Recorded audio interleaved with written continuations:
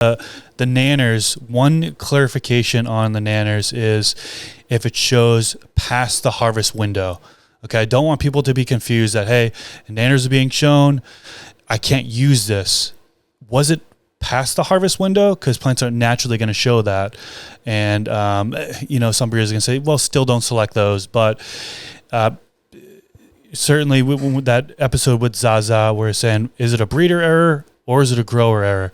And the only time it really was a grower error when nanner showed after the harvest window. So make sure you're harvesting on time. Yeah. Now going to just want to make sure people are catch that one. I thought that was kind of a good one to mention. As far as males, what to look for in males. So what the approach I go, P hit on almost every single point there, but there's a couple other things that I'd like to expand on, which was when I did the initial pheno hunting of, well, actually all of the generations with using the brisker as the male. I see a variety of characteristics in the males. I had plants that just grew straight up. I didn't do any training. I just let them grow naturally and without the training. We had tall plants grow up with very little side branching.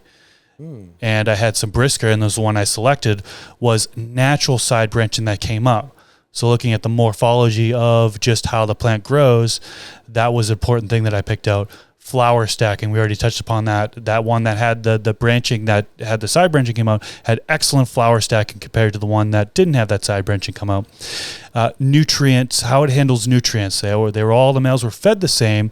Well, this plant is, it's a little bit deficient here. This one's healthy, So looking at the ease of feeding, that's another thing I kept in mind.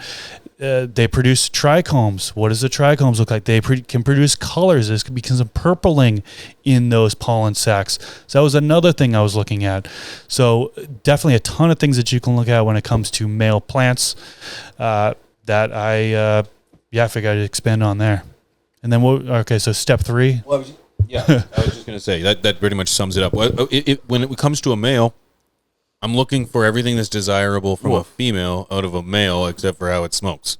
Well, and that's where I think in the male portion, even still, and one more thing for me would be the leaf to bud ratio, because like what you're dealing with in there and the grow with the propagation tent, dude, I would never grow that strain again, just because of how leafy it is, like how much foliage you're gonna have to work through. God. I'm sure that has a lot to do with the fact that I'm using a propagation light setup. There may be that would be probably of promoting more vegetative spectrum, that warmer spectrum rather than the cooler spectrum. I have no idea. Maybe, but that's sometimes how it goes. You look at like a few of your cultivars in the past, like you don't got to strip them down as much for. God, no, the chill out wasn't even that bad at all. I barely had anything to take off of that. Well, and that's how I look at that too. And then sometimes in my mind, I'm thinking like we're making a smoothie. Like I'm like, ooh, a chill out OG times a headbanger. This should flavor of the two.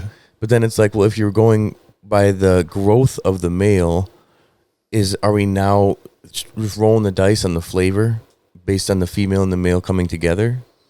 Or how would one even think about selecting that? Because in my mind, I ignorantly was just like, Sherb Cream Pie stink, East Coast Sour Diesel stink. Well, that's more where you're selecting on the smoking phase, right? So you've gone through the grow, right? Yeah. Oh, well, some stem rub, obviously. Got to mention the stem rub technique. Yeah, so that's to give you an idea of what the dad may be potentially bringing for terpenes for the nose. Then you also got to check the flowers, because it can change a little bit from the stem rub to when the flowers are actually developing. So flowering out the male.